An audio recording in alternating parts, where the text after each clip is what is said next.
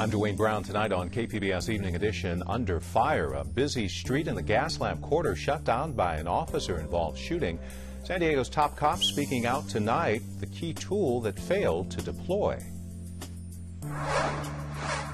Now I think, wow, poor woman, what she might be going through to do that. Can you believe that? How this woman and hundreds of other battered immigrants escape domestic violence. I'm Peggy Pico with details of a unique legal program in San Diego for abused immigrant spouses of U.S. citizens. Then, Birch Aquarium at Scripps gets a new executive director. Will a partnership with SeaWorld continue, and his plans to expand the programs there? Digging into history, the prehistoric treasures found in our own backyard. We'll take you behind the scenes. KPBS Evening Edition starts right now.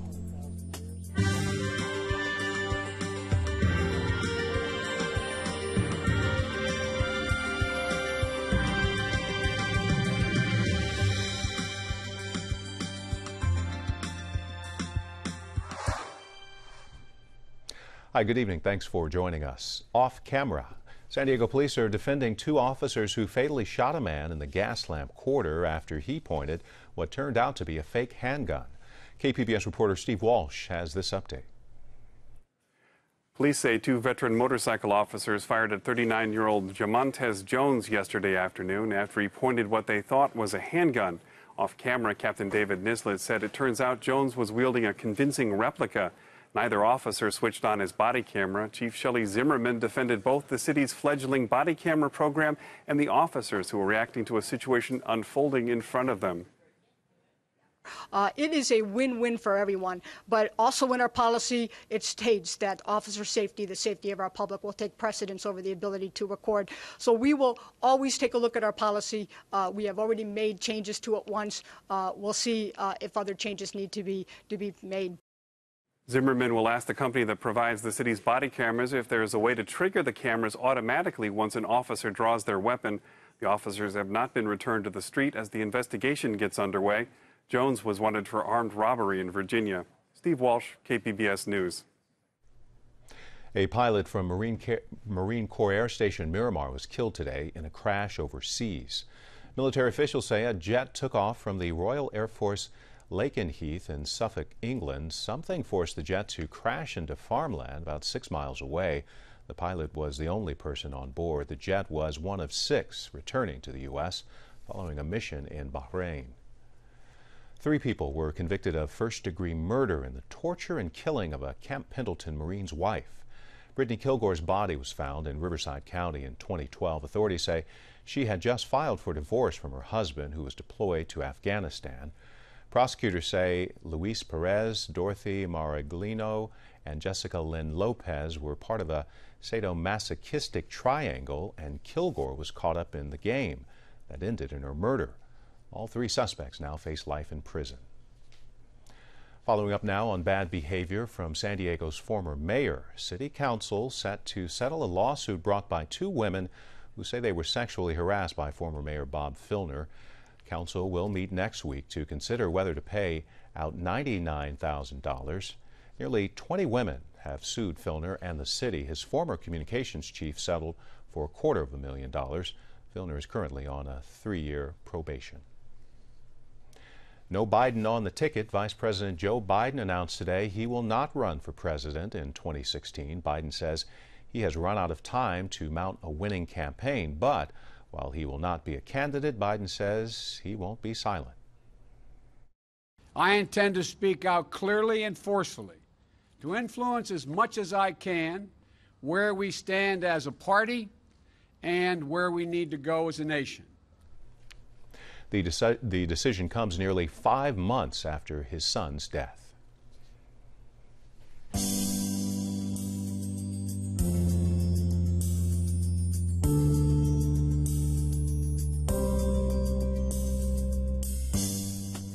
A special legal clinic in San Diego helping immigrants who are victims of domestic violence. Peggy Pico explains how it works. Battered immigrants married to U.S. citizens often fear deportation or losing custody of their children, so they avoid reporting or seeking help for domestic violence. Mariel Cotto was one of those women. One time, I was heading to my sister's house for a grilling, and when he arrived home, he called me and he told me with bad words like, "Where are you and where's my son?" And I told him, "Oh, I'm heading to my sister's house." He told me, "If you're not back in 15 minutes, I will call the police," and said that you kidnapped my son because you have no rights. And I remember I told him, "No, it's my son. I can take him to my sister's house." And he was like, "Just try me that bad word and I will send the police because you're nothing in this country. You have no rights. And the police is gonna go after you." And I remember I take the next exit and return back to the house. Cotto escaped her abusive husband with the help from Access Incorporated and its Violence Against Women Act legal program in San Diego. My guest, Ann Bautista, is the program's director. And Ann, Mariel told KPBS producer Megan Burke that she feared her child being taken away, so she didn't seek help for the abuse. Will an abused spouse be deported or lose their children if they seek help in this country? Well, that is the fear, and that is the reason why the law was enacted in 1994. The Violence Against Women Act, Immigration Protections, allows someone in this situation to let the authorities know and safely do so and file paperwork to allow them to safely access services here. But yes, that is a big fear. I'm not going to say that it never happens, but it is a fear, a common fear for victims, especially immigrant victims, to come forward and ask for help, even if it's from services that you would traditionally think that victims should go to, like law enforcement or going to the doctor or going to a shelter. So that's one thing that makes people like in Mariel's situation vulnerable Yes. to domestic violence. What else?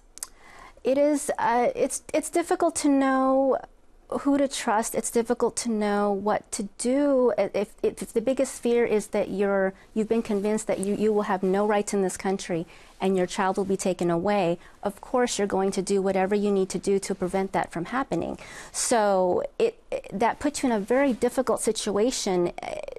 A person that ordinarily probably would have been able to help you, now you don't know if that's the person that you should go to. So it is quite difficult for sure. Now, before someone in that Mariel, situation. And before Mariel actually left her husband, she said that she was so desperate that she briefly thought about driving herself and her children in a car off a bridge. And she now says that experience makes her more sympathetic to other women. When I hear in the news, mother kills the son or daughter and then took her life, I remember before that thought, I thought, oh, what about mother? Not even dogs do that. Now my perception is different.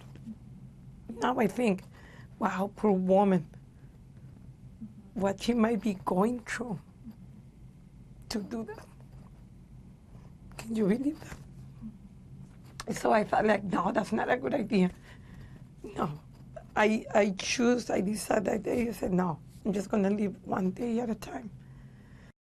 Now, Mariel is from Mexico, but you're working with women about domestic violence and survivors from Asian countries. How urgent is that need? Well, as of last year, we started to do more targeted outreach into additional isolated communities. And one of those communities that we identified was the Filipino community and Vietnamese community within the Asian population. And I can tell you, since doing that targeted outreach since October 1st to June 30th, we have already seen collectively 91 additional cases come forward. So from those countries, what's disturbing is that I'm starting to see cases that involve abuse that is more sexual in nature. And in some cases, it seems very similar to trafficking. So. Now, Mariel actually found out about Access after a police officer handed her a pamphlet with some local resources for domestic abuse victims. Yes. How else does this program actually help immigrant spouses? Well, other programs that we have at Access, and not just my program, we have a micro-enterprise program, which is very popular with a lot of my clients. And so basically it helps individuals start small businesses. And so I have a number of actual clients that have used it to open up a tamale catering business or flower business or a jewelry making business. And it's not to say that that's going to be their sole source of income, but it does help when they're just starting out and they get their first ability, their authorization to work. It does help supplement the So there are income. other programs Yes. through Access that can help. Mm-hmm. Well, and we also have a variety of youth programs, and so we do a lot of prevention work as well with high school aged youth. Okay, I want to let folks know that they can actually see the extended interview with Madiel Cota on our website at kpbs.org. And Bautista, thank you very much. Thank you very much. It was a pleasure. A new report says the U.S. and Mexico need more joint conservation efforts along the California border region. KPBS Fronteras reporter Jean Guerrero has the story. A cross-border partnership of environmental groups looked at gains and losses in conservation over the past 10 years. Their study zoomed in on the San Diego County Tijuana region. It says more than 120,000 acres of important natural habitat have been lost to urban and agricultural development. Meanwhile, conserved lands have increased by fewer than 28,000 acres. Jerry Ann Stahlcup, project director for the initiative, says it's important for officials and nonprofits on both sides of the border to work closer together on conservation. By severing connections between landscapes, we prevent predator-prey interactions and pollination and dispersal and connectivity for animals to expand their ranges. The area is home to more than 400 species that are endangered, threatened, or vulnerable to human impacts. We have a link to the report online at kpbs.org. Jean Guerrero, KPBS News. A new budget tool created by San Diego Unified will be used by school districts across the state to calculate the minimum amount of money they say is needed to teach children. San Diego's Vice President of the school board, John Evans, says it'll make budget needs more real.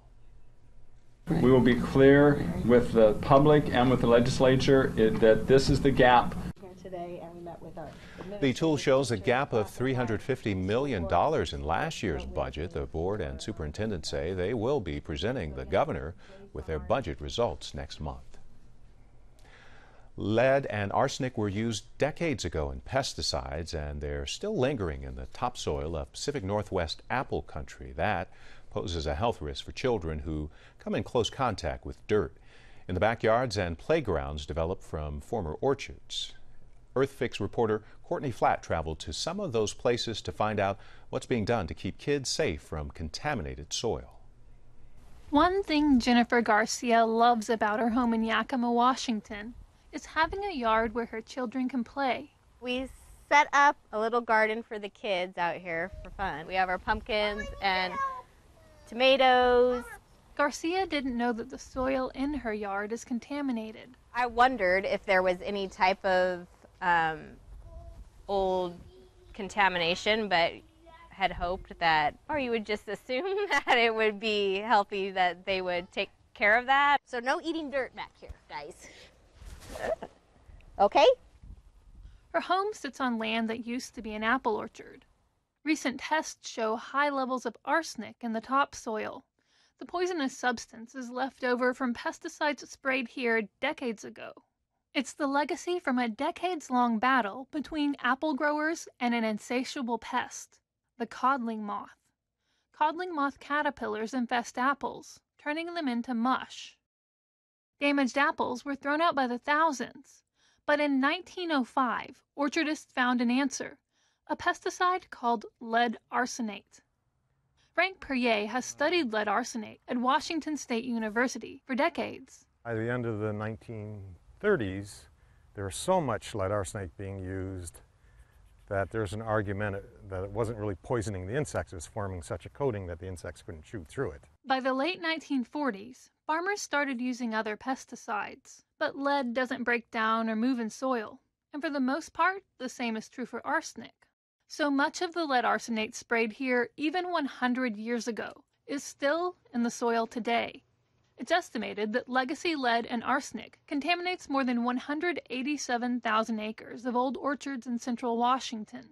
That's an area roughly the size of Seattle and Portland put together. That's a lot of acres. You can't dig that up and cart it away. And here's the problem. That lead and arsenic poses a health risk to people who come into contact with it, especially children. Lead is bad for young brains at any level. There's no level that we consider safe for kids. And it crosses the blood-brain barrier until you're about 6 years old, and it affects your brain. The Washington Department of Ecology knows contaminated soil is a problem. It's done cleanup projects at 26 contaminated schools, but stopped before cleaning up the final 2 schools in Yakima. The Department of Ecology says local communities and the state legislature haven't expressed much interest in cleaning up old orchard lands. Valerie Bound oversees Central Washington's toxics cleanup program.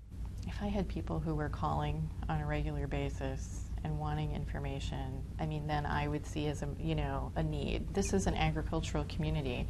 Everybody knows people who are in the industry. There's also the issue of money. Cleaning up one school can cost more than $500,000. Bound says the Department of Ecology has used up its funds for cleaning up old orchard sites. So there aren't any plans to finish the school cleanups or move on to other places where children can play, like parks or daycares. That doesn't sit well with Jose Luis Mendoza. He operates several daycare centers in the Yakima area.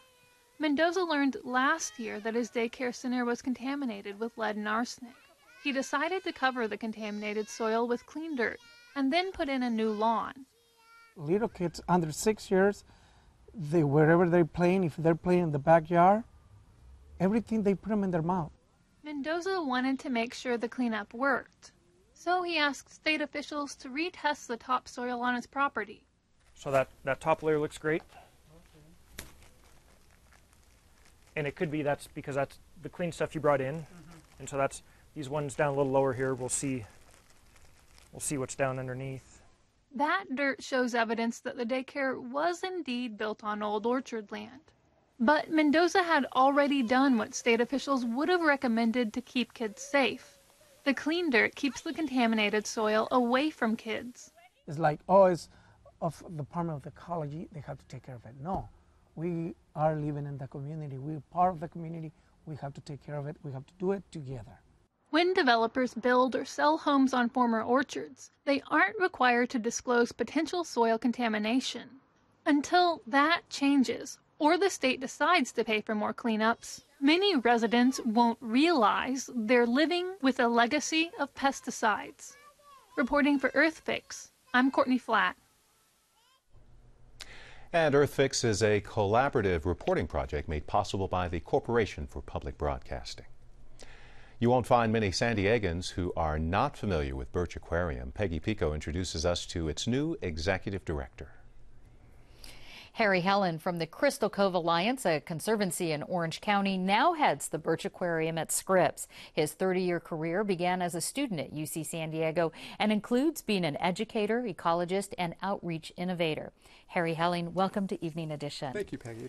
Now, you spent some time at the aquarium as a student back in the 1980s. What was Birch Aquarium like back then?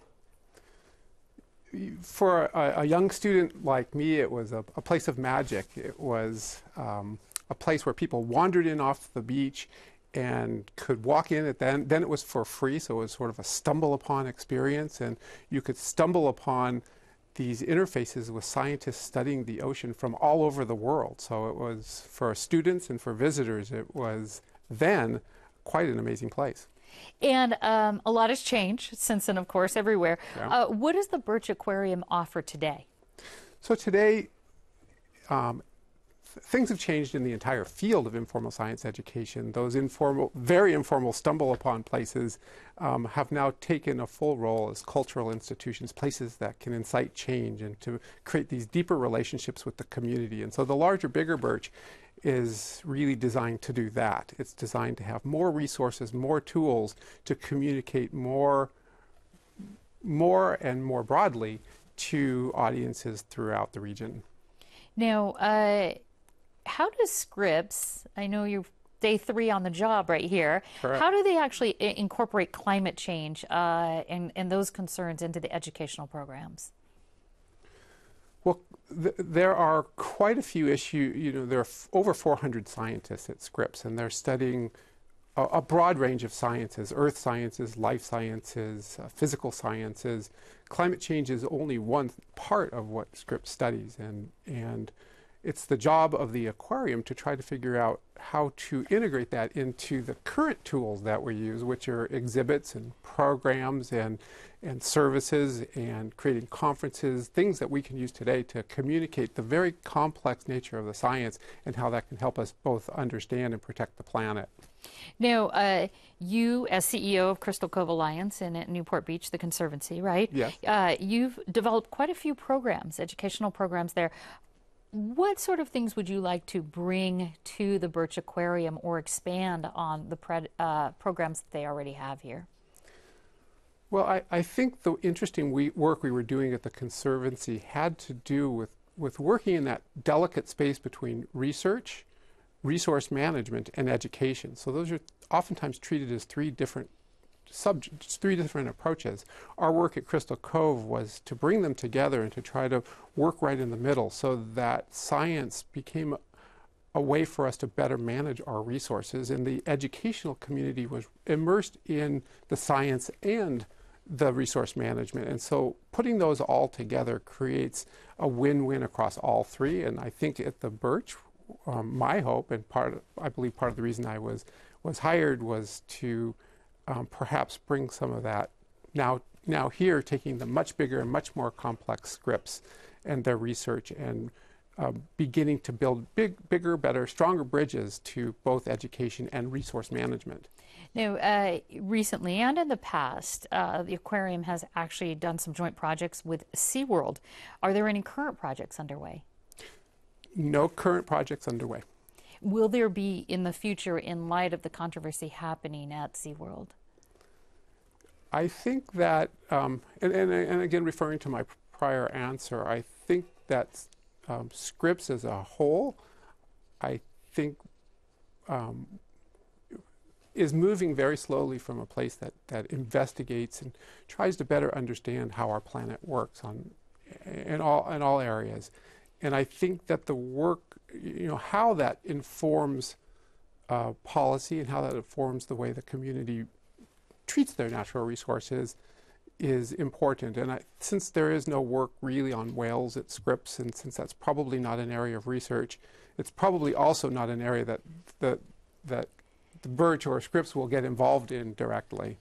And we will have to end on this, but I know Birch Aquarium is supported through Scripps Institution of Oceanography and UC San Diego. How do you see that collaboration being beneficial to the public? Well, the first answer to that is I'd like to just mention that Birch is not a freestanding, isolated unit. It is an integral part of both Scripps Institution of Oceanography and also UCSD.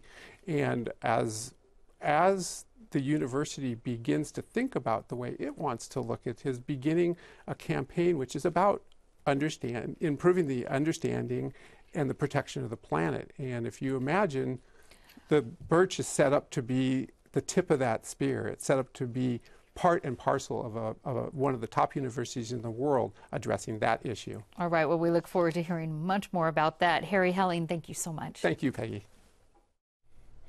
Imagine being one of the first people to hold something in your hand that was buried centuries ago deep in the earth.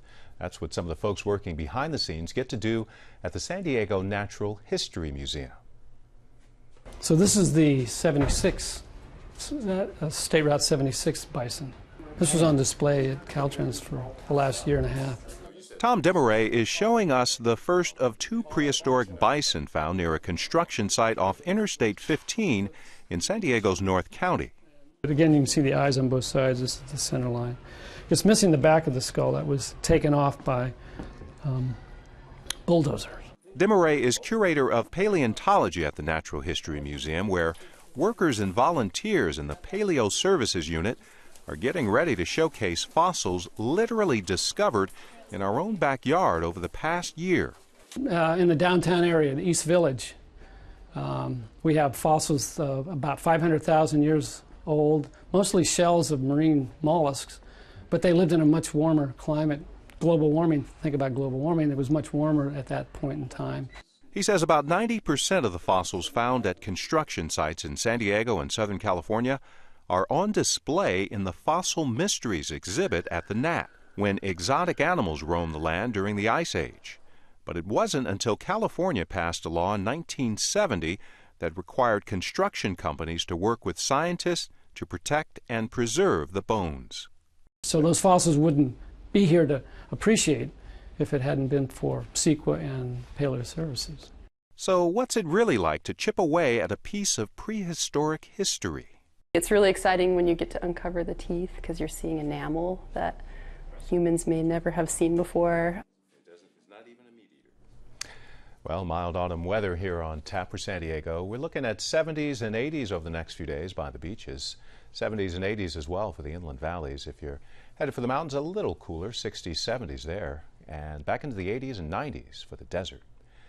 You can find tonight's stories on our website, kpbs.org/evening edition.